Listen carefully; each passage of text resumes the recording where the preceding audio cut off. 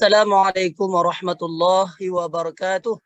Waalaikumsalam Waalaikumsalam warahmatullahi wabarakatuh. Apa kabar Anda semua? Alhamdulillah. Alhamdulillah. Semoga Allah Subhanahu wa taala tetap memberikan kepada kita kesehatan serta kesempatan pada hari ini kita bisa berkumpul di melalui Zoom ini dalam keadaan sehat walafiat. Kemudian sebelum kita melanjutkan materi kita, ketua kelasnya tolong disiapkan dulu sambil dengan berdoa nanti. Oh, siap, Pak. Iya, siapkan. Teman, marilah kita berdoa sebelum kita belajar. Berdoa dalam hati, mulai. Selesai sikap beri salam. Assalamualaikum warahmatullahi wabarakatuh. Waalaikumsalam warahmatullahi wabarakatuh. Mudah-mudahan dengan doa yang kita ucapkan, mudah-mudahan itu nanti kita mendapatkan keberkahan dari Allah Subhanahu wa taala dan juga kita dimudahkan dalam belajar pada hari ini. Kelihatan? Bapak. Ya, Iya. Pak. Siapa kira-kira apa yang bisa membaca? Ananda Ira. Iya, Pak. Ya, silakan. Langsung aja, Pak. Langsung ya. A'udzu billahi minasyaitonir rajim. Bismillahirrahmanirrahim. Inna fi khalqis samawati wal ardh wa ikhtilafil laili wan nahari la ayatin li ulil albab. Oke. Alhamdulillah. Dan dengan bacaan Al-Quran tadi bisa membuat ketenangan dalam hati kita dan juga kita mendapatkan rahmat dari Allah Subhanahu wa taala. Baiklah, sebelum juga belajar, Bapak akan mengabsen itu linknya juga sudah Bapak kirim. Tapi sekalipun begitu, karena kita dalam keadaan Zoom, itu boleh jadi di antara teman-teman ada yang mengisi absen tapi dia tidak hadir. Jadi karena tidak hadir, bagus kita absen dulu. Pertama, Pak absen Azmiarni. Hadir? Hadir, Pak. Hadir. Dedi Alam Sahnurdin. Hadir. Alhamdulillah. Noprisa. Permisi dan bentar, Pak. Hadir, Pak, hadir. Hadir. John Nedi. Hadir siapa? Dharma ini pada minggu yang lalu kita sudah mulai masuk kepada pembahasan materi pertama. Bagaimana cara membaca Al-Quran sesuai dengan ilmu tajwidnya dan juga sesuai dengan makharijul hurufnya. Siapa yang ingat? Pada minggu yang lalu kita sudah menjelaskan tentang tajwid. Apa itu tajwid? Siapa yang ingat apa itu tajwid? Jadi kalau kita dikatakan mempelajari ilmu tajwid, apa itu tajwid? Cara baca Al-Quran, Pak. Rambu-rambu dalam baca Al-Quran, Pak. Ada yang bilang rambu-rambu, ada cara baca Al-Quran. Tajwid itu adalah ilmu yang mempelajari tentang bagaimana tata cara membaca Al-Quran dengan benar dan baik. Sekarang pelajaran kita masuk kepada materi yang kedua tentang berpikir kritis. Berpikir kritis. Kita dengarkan, kita saksikan video Bagi kita semua. Hai guys, gimana nih kabarnya? Semoga sehat selalu ya. Gimana nih rasa jadi mahasiswa? Pasti amazing ya, campur aduk gitu. Oke, kali ini saya akan mengupas tentang berpikir kritis. Nah, berpikir kritis ini apa ya? Berpikir kritis adalah sebuah pola pikir manusia untuk menganalisa sebuah masalah berdasarkan data yang relevan, sehingga kemungkinan untuk pemecahan masalah dan pengambilan keputusan yang terbaik. Manfaat berpikir kritis ialah pertama, tidak mudah terkena tipu dan tenang menghadapi masalah. Wow, ini bagaimana ya contohnya? Seperti ini teman-teman. Lili, ada kabar terbaru. Betul sekali. Coba kasih tahu. Nah, ini jadi tadi kita itu ngelihat pacar kamu boncengan sama cewek. Bagaimana Anda semua melalui video tadi?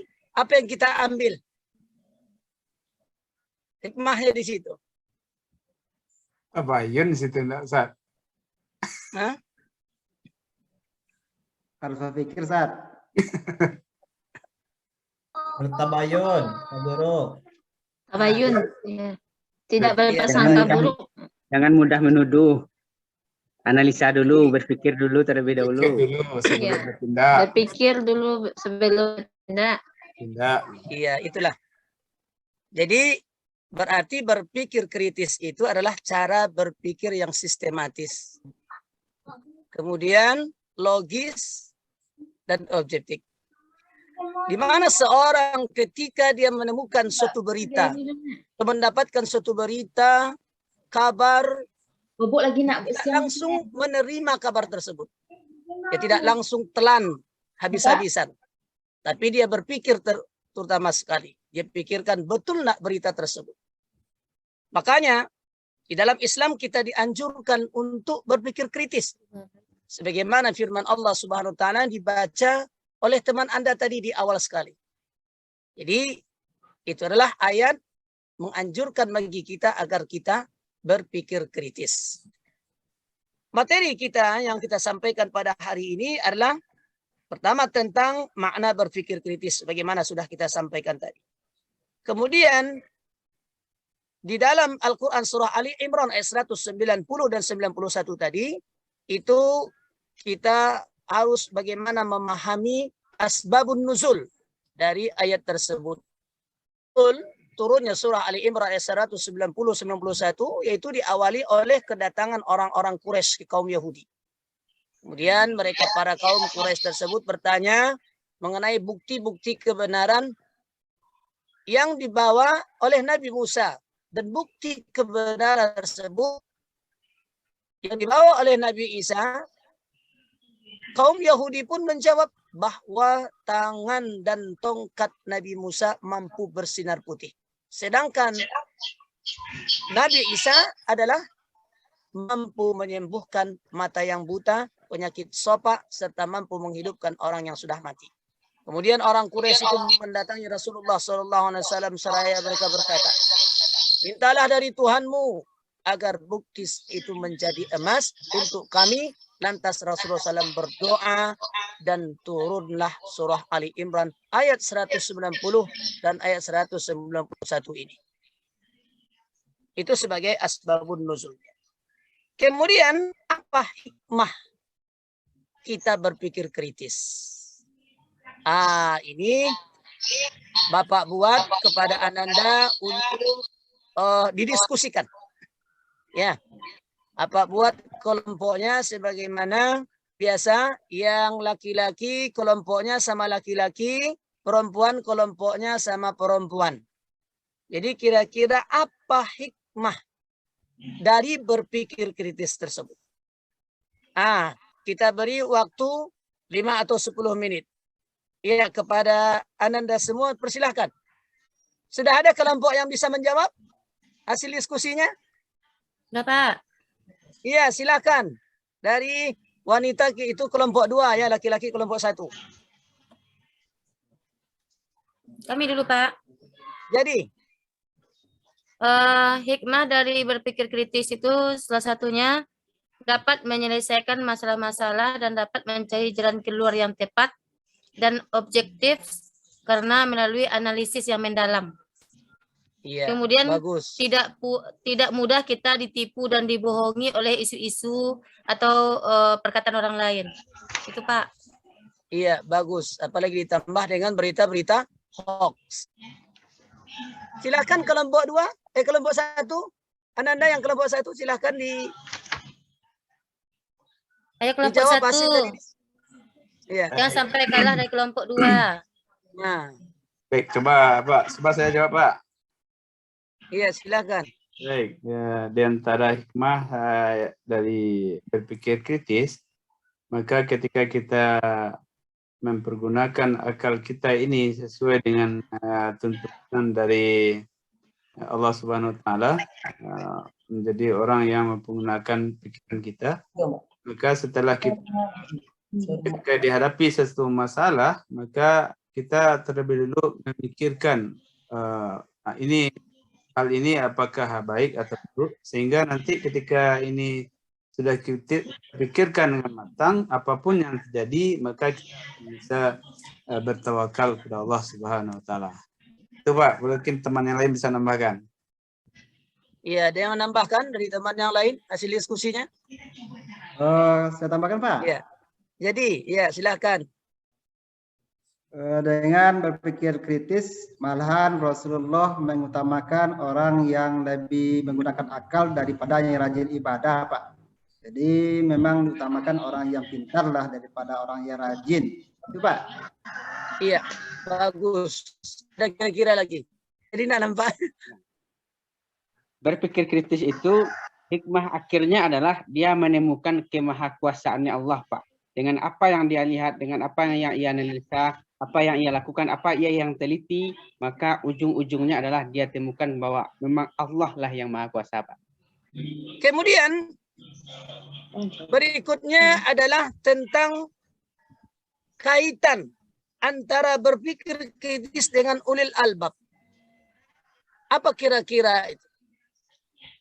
Kaitannya orang yang berpikir dengan ulil albab. Kira-kira ada perbedaan enggak kira-kira? Silakan Ananda Zurnaidi. Apa kira-kira perbedaannya? Kalau ulul albab itu sudah menggunakan segala potensi Pak, pemikiran, praktek dan segala-galanya, termasuk nanti hati dan imannya. Itu yang ulul albab Pak. Makanya dia yazkurun Allah qiyam wa qu'udan. Kalau pemikiran saja bisa jadi orientalis itu lebih pintar daripada yang tidak yang beriman. Betul sekali. Nilai Bapak tambah khusus tuh untuk Arjuna ini apa kasih nilai plus. Aduh, selamat. Ada kira-kira yang bisa menyimpulkan dari apa yang kita sampaikan pada pertemuan ini? Ananda lanjut. Terima kasih Pak. Dari yang kita bahas semua sama-sama tadi, begitu penting kita mempergunakan akal, malahan kita bisa dibedakan nanti dari makhluk lain, malah lebih tinggi derajatnya daripada malaikat. Kemudian yang kedua ada kaitannya dengan bahwa hikmahnya gitu banyak, sehingga kita pun seorang mukmin harus mempergunakan akal bagi yang lainnya. Dua itu yang dapat Pak.